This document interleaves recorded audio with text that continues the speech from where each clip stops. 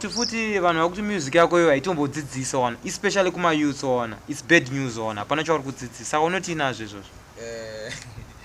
I'm an entertainer. An entertainer.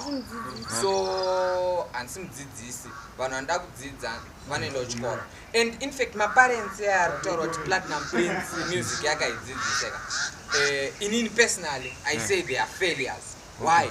Because ukona wakutarisira kuti mwana wako adzidziswe na Platnum Prince on ukukanganiswa. Why? Because iyo ndio munhu anofana kutanga kudzidzisa mwana wako. Okay. Saka kana wafoera kudzidzisa mwana wako wakutarisira kuti mwana wako adzidziswe neni ka. You are a failure in life. I'm being myself on, and I encourage everyone to be themselves on, and you are not trying to cooperate. But can you feel what Shandiri knows